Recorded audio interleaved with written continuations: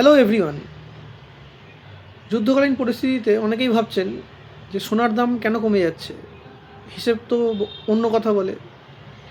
কারণ এটাই হচ্ছে একটা প্যারাডক্স।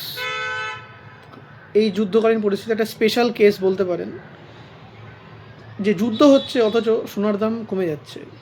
আসুন চলুন দেখে নিই যে কোন তিনটে কারণের জন্য সোনার দামটা ফল হচ্ছে।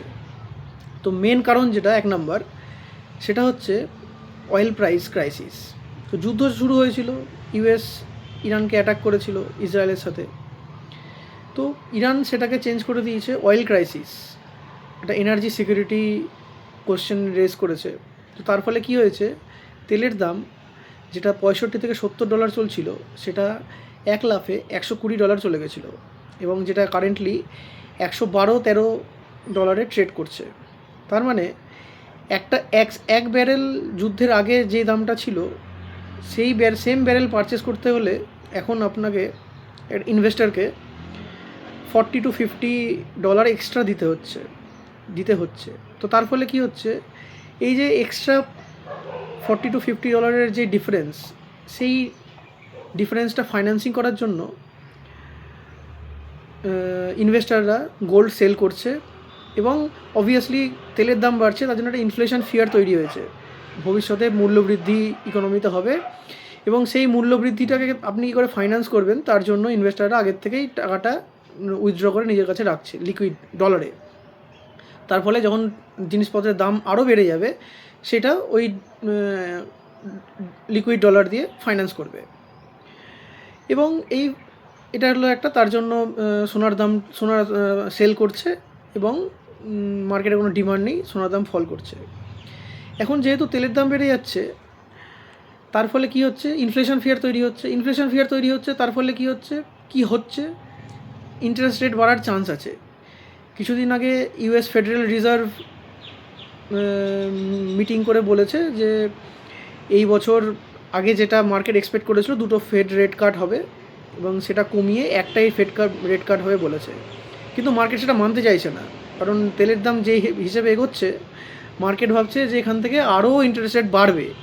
তো তার ফলে কী হবে, ইন্টারেস্ট রেট যদি বাড়ে, ইনভেস্টাররা তখন কী করে, ডলারের যেই বন্ড ইউএস ট্রেজারি, সেখানে মুভ করে যাবে। কারণ ইনভেস্টাররা আরও ইন্টারেস্ট রেট, একটা ইনফ্লেশন প্রিমিয়াম একটা চাই, যার ফলে ইউএস ট্রেজারি হোল্ড করা অনেক বেশি অ্যাট্রাকটিভ হয়, কারণ ওখানে একটা এক্সট্রা অ্যামাউন্ট বেশি টাকা পাওয়া যায়, মানে একটা বেশি ইন্টারেস্ট পাওয়া যায় কাইন্ড অফ।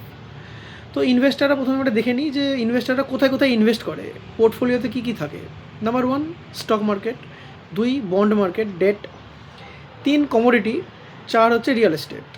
যে কমোডিটি বলা হচ্ছে সেখানে আসে oil, gold, silver, precious metals, others. তো এখন তেলের দাম বেড়ে যাচ্ছে, ইনফ্লেশন বাড়ছে, ইন্টারেস্ট রেট বাড়ছে, সেন্ট্রাল ব্যাঙ্ক বাড়াবে এক্সপেকটেশন তৈরি হয়েছে। তো তার ফলে গোল্ড অবভিয়াসলি হোল্ড করার জন্য যেই ইনসেন্টিভ, তার থেকে বন্ড হোল্ড করার ইনসেন্টিভ অনেক বেশি থাকে। ওই এক্সট্রা ইনকাম পাওয়ার জন্য গোল্ড লিকুইড করে বন্ডে লোকজন ইনভেস্ট করে। তার ফলে কী হলো, গোল্ডে সেলিং প্রেশার চলে আসলো, মার্কেটের ডিমান্ড নেই, তো প্রাইস ফল করছে। এটা একটা রুলস।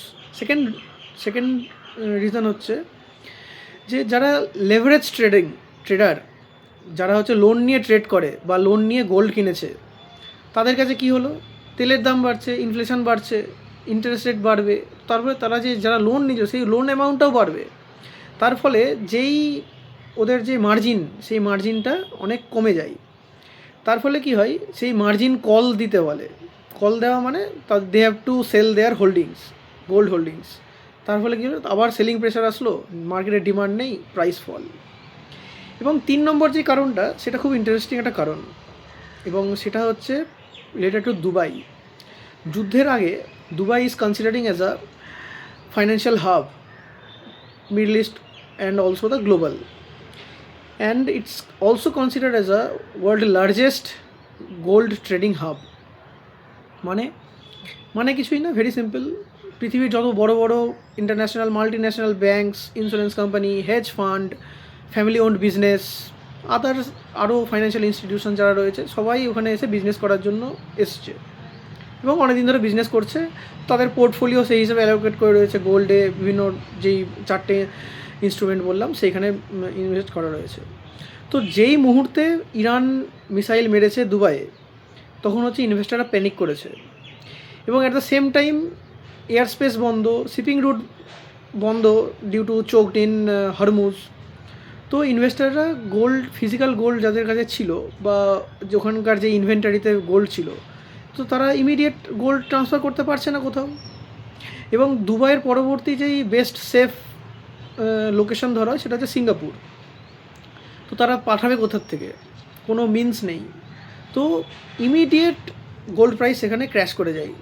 যারা ইনভেস্টার তারা সামহাউ দে হচ্ছে trying to sell their gold holdings and increase their dollar holdings.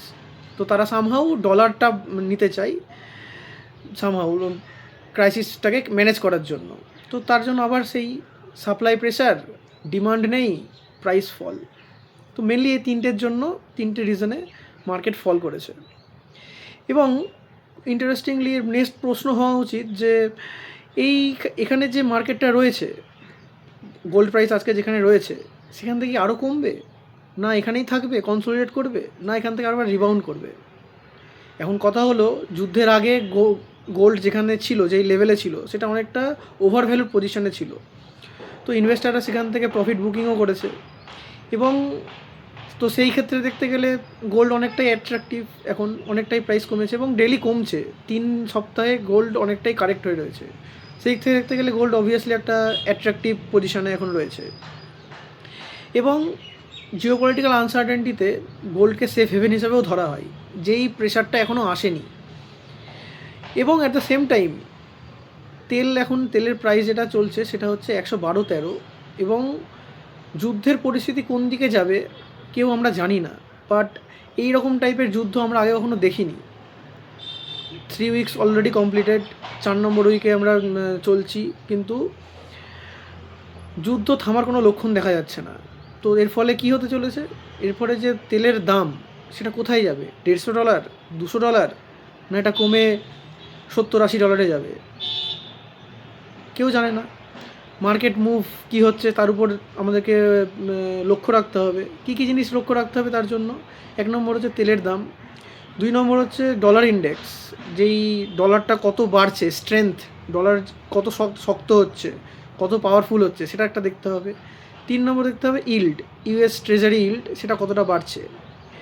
Obviously yield যত বাড়বে, অ্যাট্রাকটিভনেস তত বাড়বে, গোল্ড প্রাইস ফল করার চান্স আছে সেই ক্ষেত্রে।